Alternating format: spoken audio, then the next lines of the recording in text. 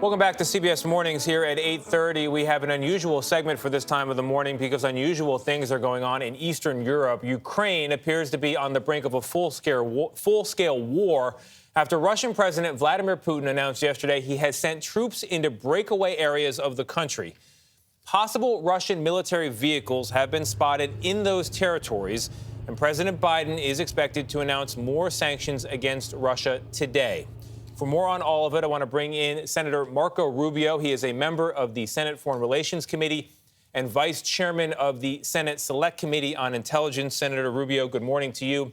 We're being a little bit careful in our language because we're not sure what is going on there on the border of Ukraine and Russia. But you have said the invasion has begun and the worst has yet to come. So walk us through your vision of what Putin wants here. And I gather it goes beyond just recognizing these two so-called breakaway regions. Yeah, these so-called breakaway regions and the people who run them, they don't just claim the areas that they currently possess. They claim areas that are currently under the power of Kiev. And so what's going to happen here is Russia is going to send in their troops to the areas that those two separatist regions control. But they're going to move in on those areas that Kiev currently controls because they claim those too. And when Kiev fights back, then they're going to say that that violates, that's going to trigger the mutual defense agreement that Putin signed yesterday with this fake new country. And he's going to move in on those areas as well. You want my personal view, and it's been this way for over a month and a half. I think he takes basically the entire east of the country, and that includes, I think he takes Kiev, the capital, or he'll try anyways. I think Ukrainians are going to fight back, but this is going to have an impact on Americans, even though it seems to be really far away. So what can America and the international community do? We expect sanctions later today. Sanctions were not effective in 2014 when it came to Russia taking Crimea. What hope is there for them today? Well, I don't believe the sanctions are going to stop them from doing what their plan is, but I do think there has to be, if you don't pay a price for doing this, he's going to do more of it. If you listen to that speech yesterday, the argument he used for why invading Ukraine, the old Soviet rules, you could make that argument about any of the Baltic states who are now all members of NATO. And many of those Baltic states were actually part of the old Russian Empire, even longer than Ukraine. You could use the same argument to take those.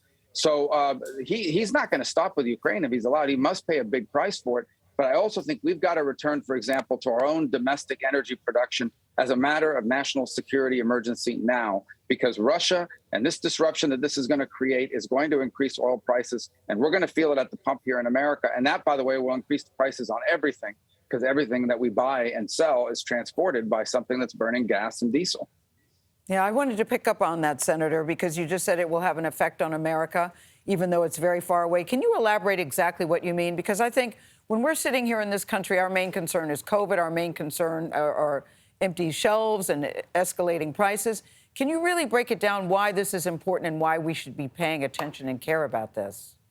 Sure. I'll focus on four things. The first, as I said, is the price of oil. The price of oil, the barrel goes up to $110, $115. We're going to feel that at the pump. Okay. The second thing is, these are things people don't think about. Ukraine is one of the world's largest agricultural producers, the fourth largest, I believe, in wheat, fifth largest in corn. That's going to raise global food prices, which eventually impact us.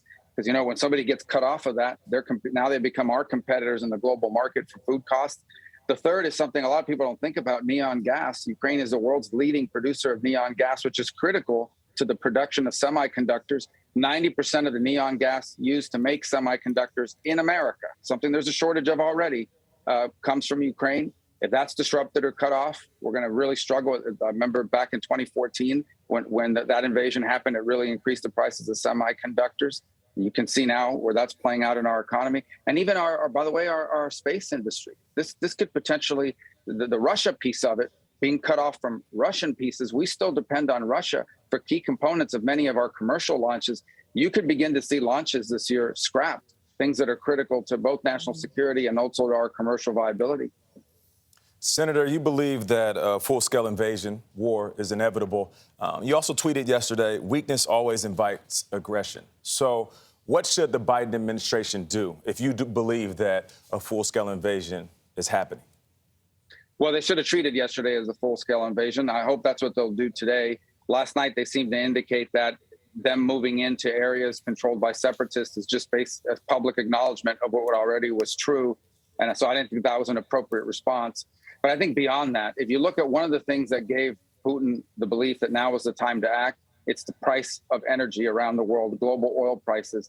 And the decision in the United States to make it harder to do oil and natural gas exploration has contributed to those higher prices, which in turn has empowered him. In an ironic way, that even though this crisis is going to create higher oil prices, that benefits Putin.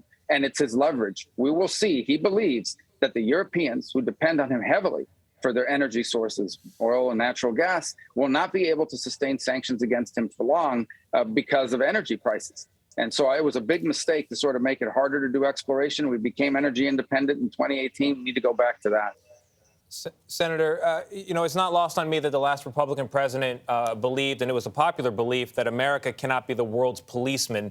You've never taken that position yourself, but at this juncture in time, I am curious to know, should Americans be prepared for contact between the Russians and the U.S. military? Is it going to come to that? Well, it shouldn't, because a war between the U.S. and Russia is not going to be good for anybody. These are the world's two largest nuclear powers. And that's one of the things, even as we are firm in our response, we have to try everything possible to avoid, because it can escalate very quickly. We're not the world's policemen. We're not sending troops into Ukraine. But our number one priority is our national interest. Our national interest is impacted by what's happening there. And I outlined some of the reasons why. And there are others from a geopolitical perspective. And I would just say this: if COVID taught us anything, it's that something that happens and starts halfway around the world can reach, Main Street America pretty quickly. Obviously, this is not at that scale, but it's important enough to care about it. What's your advice to American citizens watching you right now? We've been hearing about this for several weeks. It's coming, it's coming, it's coming. No, it's not. Now it's here. What's your advice to people listening to you? Well, I think, first of all, pray for your leaders and pray for Ukraine, that people make some wise choices. This is a moment of high tension because there is the possibility, the danger of escalation. I think Russia is going to respond with cyber of some level, which in turn would require a response from us. And you fear that escalation could lead to the kind of active combat that you're talking about or mentioned a moment ago, which would be, just incredibly dangerous. This is a very tense and dangerous moment. You have NATO fully mobilized. You have the largest, land army and since World War II, masked by the Russians. They're operating within very close distance proximity of one another. So this is a moment of high tension. It's a moment for some sobriety. We have to respond strong, but we also have to be smart at the same time and avoid unnecessary and needless escalation, because that would become catastrophic. It is a careful balance. We're looking at what could be the biggest ground war in Europe since World War II. Senator Marco Rubio, thank you very much. Hey, thanks for having me on.